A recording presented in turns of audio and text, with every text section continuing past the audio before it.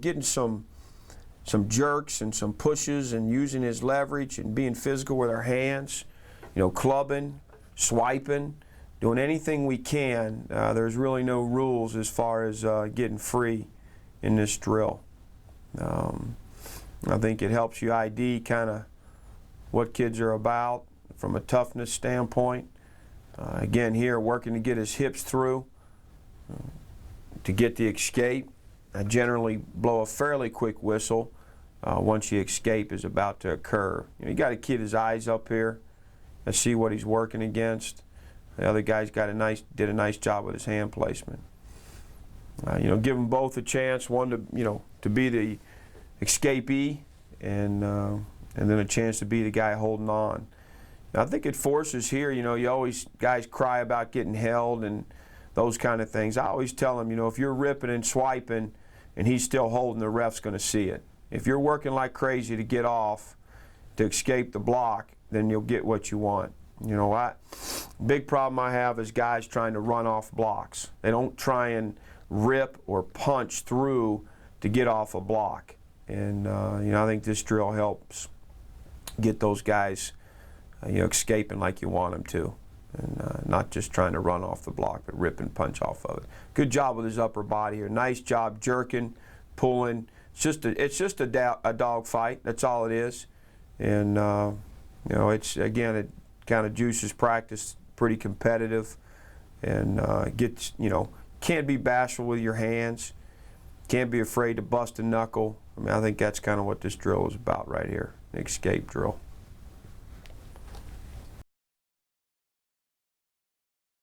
This is our 5-yard alley, and the ball carrier here has an opportunity to make a break. We got to stay in good football position. This is a little different angle you're looking at it from. We track him, make sure he's inside out on the near hip, near shoulder. When that guy plants and makes the cut, we ought to be in good leverage on him to square him up. If there's no cut, we're working off that near hip, near shoulder, low to high, tag him off as we work downhill in the alley. So we got a shorter space here. We're allowing them for the cut. It's just a change up, another way to get our alley work. Concentrating on staying square, knees bent, not getting too much body lean as that guy hits the alley, being able to handle the cuts and not allow an overrun. That's what we're looking for out of the quick alley work right here. Just tracking that back. Good. If he makes a cut, we ought to be in good position. Don't let our feet get too far out of our framework. If we're in good football position, we can fire those feet and be right back squaring him up when he makes his cut.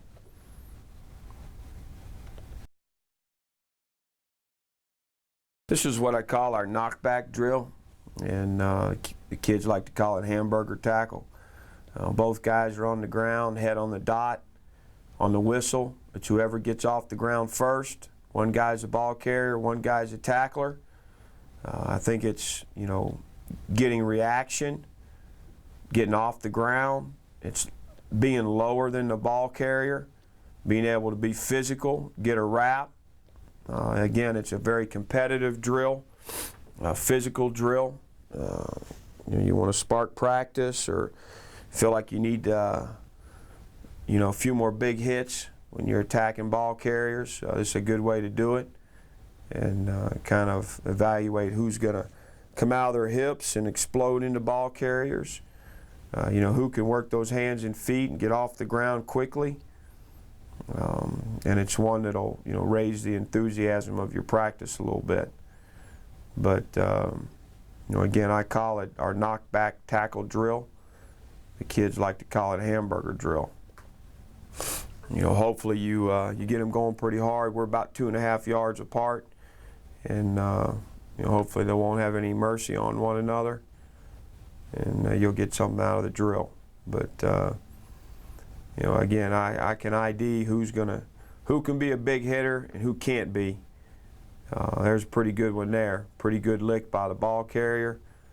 Linebacker stops his feet on contact, and the running back puts that shoulder on and gets underneath him. So again, a good teaching clip right there of taking things on in the hole or a lead block and not having good enough body position to play it well.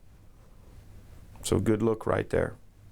And I generally like taping these drills and showing them to the kids. I'm a big believer in fundamentals, and I think you're going to show them clips of executing assignments, within your defensive call, when that's probably not quite as important as your fundamentals you're going to play with. So I like to spend some time each meeting showing clips of fundamental work and making sure we're improving there.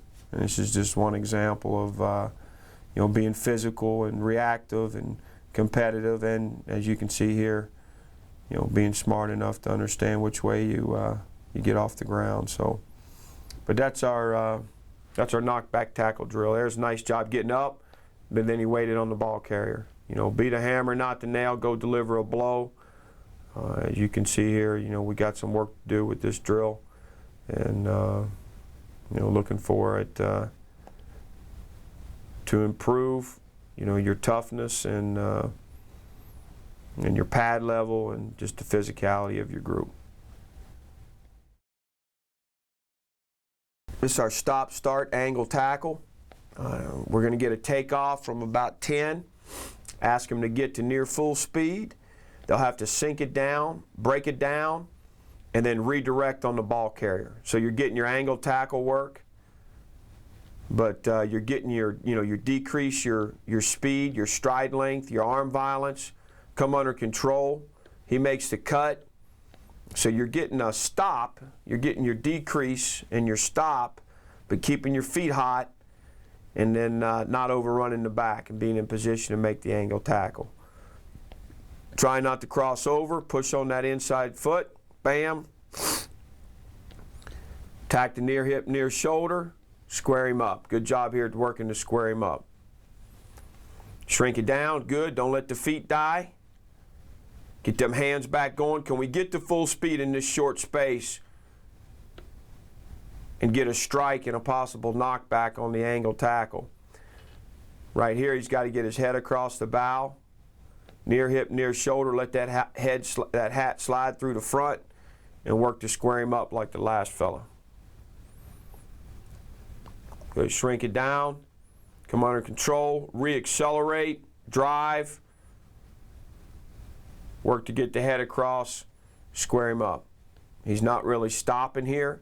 Some guys have trouble with this. Make him decrease, come under control, and then re-accelerate is what you're looking for. So you're combining some agility work with an angle tackle.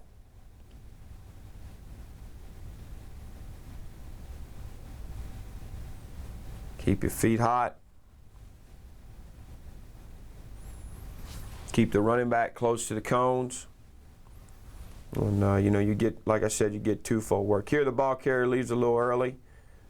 Really make that linebacker work all the way to that first pylon, sink his hips, decelerate, and then all of a sudden on the snap of that back, you're re-accelerating, bursting through your angle tackle. Head up, see your target, near hip, near shoulder, head across the bow, hit on the rise, square him up with a violent wrap, run your feet. Good, run him, run him, run him. Don't reach for the ball carrier, shoot those hands. Low to high on him. Pretty good drill, just for your open field tackling. A little bit of an overrun right there. Tack near hip, near shoulder. He's leaving himself vulnerable to the cutback right here. He's lost leverage on the ball carrier.